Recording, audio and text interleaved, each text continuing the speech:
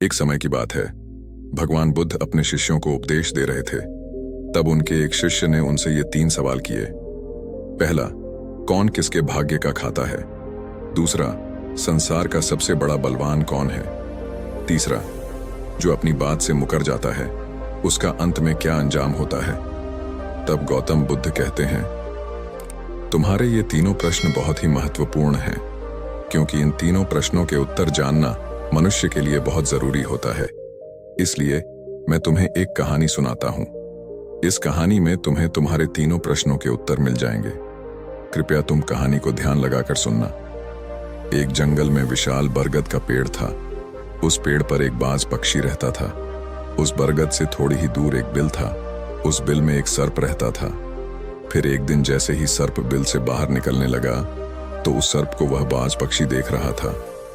जब वह सर्प बिल से बाहर निकलने लगा तो उसी समय बाज सर्प पर झपटा, परंतु सर्प अपने बल से अधिक बाहर नहीं निकला था, इसलिए वह वापस अपने बिल में चला गया।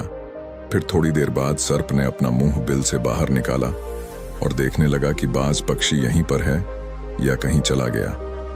फिर वह बाज पक्षी दोबारा सर्प पर झपटा, परंतु वह फिर से वापस अपने बिल के अंदर छुप गया।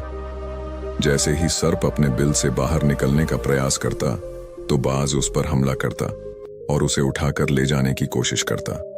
बाज अपने मन में सोच रहा था कि जब भी तू बाहर निकलेगा तो मैं तुझे अपना भोजन बना लूंगा, और सर्प बाज के डर से बिल में छुपा रहता। जब सर्प को उस बिल में रहते हुए काफी समय हो गया तो सर्प मन में विचार करने लगा, यदि राजा विक्रम कहीं से आ जाएं तो कितना अच्छा होगा।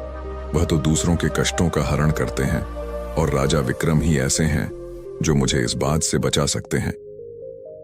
तो राजा विक्रम को याद करते हुए सर्प अपने बिल में छुपा रहता, और जो भी उस मार्ग से निकलकर जाता तो उसे सर्प कहता, भाई कोई मेरी बात राजा विक्रम तक पहुंचा दो या मुझे राजा विक्रम से मिला दो, तो मैं जीवन भर उसका एहसानमंद रहूंगा। फिर एक दिन राजा विक्रम, जो दूसरों के दुखों को दूर करते थे, उस जंगल में जा रहे थे और उसी मार्ग से निकलकर जा रहे थे। तभी सर्प को पता चला कि रास्ते से कोई जा रहा है, तो वह सर्प बिल के अंदर से ही कहने लगा, भाई कोई मुझे राजा विक्रम से मिला दे तो मैं उसका जीवन भर एहसानमंद रहूंगा। यह बात जब राजा विक्रम ने सुनी तो उन्होंने कहा, क्यों भाई, आपको राजा विक्रम से क्या काम है? तो सर्प कहने लगा, देखो भाई, राजा विक्रम दूसरों के दुखों का हरण करते हैं और मैं बहुत दिनों से इसी बिल में पड़ा हुआ हूं। मैं बहुत दुखी हूं। यदि मैं बिल से बाहर निकलता हूं तो इस वृक्ष पर बाज पक्षी का निवास है। वह बाज मुझ पर उसी समय हमला करता है, इसलिए मैं इस बिल से बाहर नहीं निकलता हूं और न ही मुझे कुछ खाने को मिलता है। मैं ऐसे ही इस बिल में पड़ा हुआ हूं और अपना जीवन व्यतीत कर रहा हूं। राजा विक्रम कहने लगे, हे सर्पराज, मैं ही राजा विक्रम हूं। बताओ तुम्हारे कष्ट का निवारण कैसे करूं? तो सर्प कहने लगा, हे महाराज, जैसा आपको उचित लगे वैसा कीजिए, लेकिन मेरा इस बात से पीछा छुड़ा दीजिए, नहीं तो यह एक दिन मुझे मार डालेगा।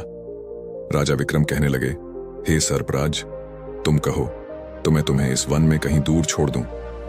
सर्प कहने लगा, महाराज, जब आप मुझे दूर छोड़ने जाओगे तो यह बाज हमें देख लेगा। फिर यह वहीं पर जाकर बैठ जाएगा और मौका मिलते ही यह मुझे मार डालेगा। हे राजन, आप मुझे कुछ समय के लिए अपने अंदर बिठा लीजिए। आप अपने पेट में बैठने के लिए मुझे स्थान दे दीजिए। जब इस बाज को पता नहीं चलेगा कि सर्प कहाँ गया और मैं तुम्हारे साथ इस वन से बहुत दूर चला जाऊंगा, तो आगे जाने के बाद मैं तुम्हारे पेट से बाहर आ जाऊंगा। राजा विक्रम कहने लगे, ठीक है सर्पराज, आप मेरे पेट में प्रवेश कर जाइए। राजा विक्रम ने अपना मुंह खोल दिया और वह सर्प राजा विक्रम के पेट में प्रवेश कर गया और राजा विक्रम के पेट में जाकर के बैठ गया। जब राजा विक्रम वन में आगे गए और काफी दूर पहुंचने के बाद उस सर्प से कहने लगे, हे नागराज, अब आप मेरे पेट से बाहर आ जाइए। अब यह सुनसान वन है, इसमें कोई बाज आपको परेशान नहीं करेगा। यह बात सुनकर नागराज कहने लगा, नहीं महाराज, अब मैं आपके पेट से बाहर निकलने वाला नहीं हूं। राजा विक्रम ने कहा, क्यों भाई, आपने तो मुझसे यह वादा किया था कि आप मुझे आगे सुनसान वन में छोड़ देना और मैं आपके पेट से बाहर निकल जाऊंगा। अब क्या हुआ? सुनसान वन आ गया, अब आप बाहर निकलिए। सांप कहने लगा, देखो महाराज, जैसा रहने का आनंद आपके पेट में है वैसा उस बिल में नहीं मिलता। अब मैं तुम्हारे पेट से कभी बाहर नहीं निकलूंगा। राजा विक्रम मन में सोचने लगे, यह तो बड़ा ही दुष्ट सर्प है, अब मैं क्या करूं? और उसके जहर के प्रभाव से राजा विक्रम के पूरे शरीर में कोढ़ फूटने लगा। राजा विक्रम के शरीर से कोढ़ निकल आया। राजा विक्रम मन में सोचने लगे, अब मैं यदि राजधानी को वापस जाऊंगा तो यह भी संभव नहीं है, क्योंकि मैं इस वक्त कोढ़ी हो गया हूं और मुझे इसी वन में रहकर इस नागराज से छुटकारा पाना है। यह सोचकर राजा विक्रम एक पेड़ के नीचे झोपड़ी बनाकर सो जाते हैं। उनके शरीर से कोढ़ टपकने लगा और बदबू आने लगी, जो कि सर्प का जहर था। सर्प कुंडली मारकर राजा विक्रम के पेट में बैठा हुआ था। राजा विक्रम उस वन में पड़ी हुई एक कोढ़ी की हालत में थे। अब इधर उन्हीं के समय में एक प्रसिद्ध जनपद था मैथिली, और मैथिली नगरी के महाराजा थे चंद्रकांत। महाराज चंद्रकांत की 3 पुत्रियां थीं, और राजा चंद्रकांत बड़ा ही अभिमानी और अहंकारी राजा था।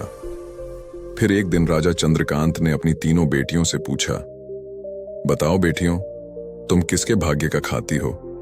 फिर उनमें से 2 बेटियां राजा के डर से कहती हैं, पिताजी, हम तो आपके भाग्य का ही खाते हैं। परंतु उनमें से राजा की एक बेटी, जिसका नाम वैशाली था, वह वैशाली अपने पिता चंद्रकांत से कहती है, नहीं पिताजी, मैं किसी के भाग्य का नहीं खाती हूं, मैं तो केवल अपने भाग्य का ही खाती हूं। अपनी उस बेटी की बात सुनकर राजा को बहुत क्रोध आया, और राजा ने उसी समय नाई और ब्राह्मण को बुलाया।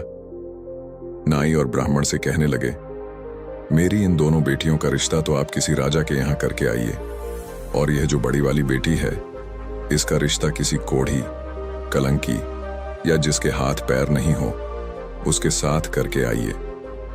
फिर राजा का आदेश मिलते ही नाई और ब्राह्मण उन तीनों बहनों का रिश्ता करने के लिए चल देते हैं। उन्होंने राजा की दोनों छोटी बेटियों का रिश्ता तो राजवंशों में कर दिया, परंतु तीसरी बेटी के लिए वर ढूंढते ढूंढते वे उसी वन से निकल कर जा रहे थे, जिस वन में राजा विक्रम अपनी झोपड़ी में कोढ़ी के रूप में पड़े हुए थे। उनके शरीर से कोढ़ बह रहा था। तो राजा विक्रम को देखकर नाई और ब्राह्मण आपस में कहने लगे, इससे अच्छा तो कोई व्यक्ति हमें नहीं मिलेगा, इसलिए इसके साथ ही राजा की लड़की का संबंध करके चलते हैं। फिर राजा विक्रम के साथ नाई और ब्राह्मण ने राजा चंद्रकांत की बेटी वैशाली का विवाह तय कर दिया, और राजा ने भी बहुत जल्दी ही वैशाली को उस वन में ले जाकर वहीं उसे घड़ी राजा विक्रम के साथ उसका विवाह संपन्न कर दिया। राजा विक्रम जैसे महान पराक्रमी राजा समय की चपेट में आ गए और एक कोढ़ी का जीवन गुजार रहे थे। वह लड़की बड़ी पतिव्रता थी। वह अपने पति राजा विक्रम की सेवा करती थी, और वह दोनों छोटी बहनें जो थीं, वह बड़े बड़े राजाओं के घर में गईं तो वे आराम की जिंदगी जी रही थीं। लेकिन वैशाली राजा विक्रम के साथ दुखी जीवन काट रही थी। कहते हैं कि जो अपने नियम और सिद्धांतों पर रहता है और जो धर्म का पालन करता है, ईश्वर हमेशा उसे सुखी रखना पसंद करता है। भगवान हमेशा उसे आनंद प्रदान करते हैं। जब उस झोपड़ी में रहते रहते वैशाली को राजा विक्रम के साथ बहुत दिन बीत गए, तो उस झोपड़ी के पास एक पीपल का वृक्ष था, और उस वृक्ष के नीचे एक सांप का बिल था। एक दिन जब राजा विक्रम सो रहे थे, रात्रि का समय था, और वैशाली महाराज विक्रम की सेवा कर रही थी। उसी समय उस बिल से एक सांप बाहर निकला, और जो सांप राजा विक्रम के पेट में था उससे कहने लगा, अरे दुष्ट, अपने वचन से मुकर गया। तूने तो महाराज विक्रम से कहा था कि मैं दूर वन में जाकर तुम्हारे पेट से बाहर निकल जाऊंगा, और तू ऐसे परोपकारी राजा के पेट में जाकर बैठ गया। तेरे जहर के कारण राजा के पूरे शरीर से कोढ़ निकल आया। अरे, तुझे शर्म नहीं आई कि तूने कितना गलत काम किया है? इतने समय में राजा विक्रम न जाने कितने ही जीवों का दुख दूर कर चुके हैं। सांप आगे कहता है, यदि कोई सुन रहा हो तो मैं तेरे मरने का उपाय बताता हूं। यदि कोई गंगा जल लाकर इस राजा को पिला दे तो तू उसी समय 100 टुकड़े हो जाएगा और मल के रास्ते से बाहर निकल जाएगा। अब राजा के पेट के अंदर बैठा हुआ जो सांप था, वह दूसरे सांप से कहने लगा, तेरे जैसा भी मैंने कभी नहीं देखा। धन के खजाने पर कुंडली मारकर बैठा है, यदि यह धन मानव समुदाय के कल्याण के लिए लगाया जाता तो इससे न जाने कितने मानवों का भला होता। मैं भी तेरे मरने का उपाय बताता हूँ। यदि कोई सुन रहा हो तो कोई पीपा तेल गर्म करके तेरे बिल में डाल दे, तो उसी समय तू नष्ट हो जाएगा और इस बिल वाले स्थान की खुदाई करेगा तो यहाँ पर अपार धन संपत्ति निकलेगी। उनकी बात को वैशाली बड़े ध्यान से सुन रही थी। वैशाली के मन में विचार आया कि यह राजा विक्रम है और उनके पेट में एक सांप बैठा हुआ है, इस कारण महाराज के शरीर से कोढ़ निकल रहा है। तो वह बेचारी वैशाली एक महात्मा के आश्रम पर पहुंचती है और उन महात्मा से अनुरोध करती है, हे मुनिवर, मुझे एक गिलास गंगा जल की आवश्यकता है। महात्मा ने कहा, बेटी, तुम कौन हो और गंगा जल का क्या करोगी? वैशाली कहने लगी, हे मुनिवर, मैं राजा चंद्रकांत की बेटी वैशाली हूं और मेरे पति के लिए मुझे दवा के रूप में गंगा जल चाहिए। उस महात्मा ने उसे एक गिलास गंगा जल दे दिया। अब वैशाली गंगा जल लेकर जल्दी ही महाराज विक्रम के पास पहुंच गई और पहुंचकर महाराज विक्रम से कहने लगी, महाराज, यह दवाई है आपके कोढ़ को सही करने के लिए, आप इसे ग्रहण कीजिए।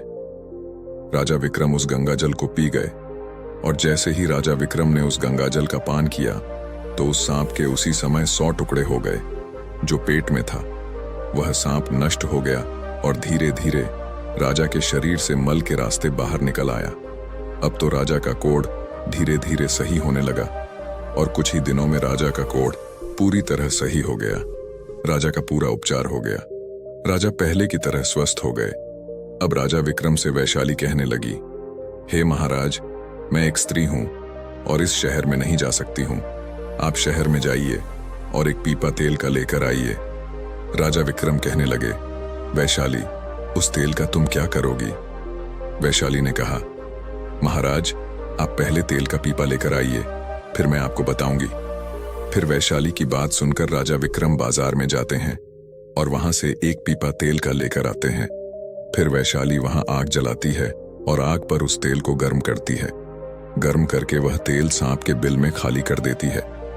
जैसे ही उस बिल में वह गर्म तेल डाला गया तो सांप की मृत्यु हो गई। राजा विक्रम से वैशाली कहने लगी, महाराज, इस स्थान को खोद दीजिए।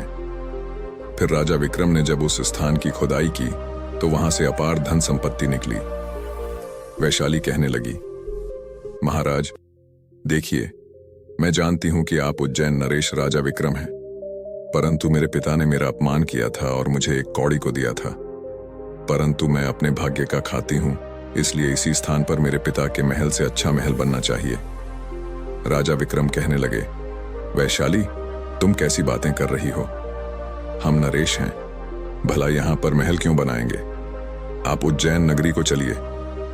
परंतु राजा विक्रम के कहने पर भी वैशाली नहीं मानी। फिर राजा विक्रम ने उसी वन में एक शानदार महल का निर्माण करवाया। इस संसार में सबसे बलवान समय होता है और कोई बलवान नहीं होता।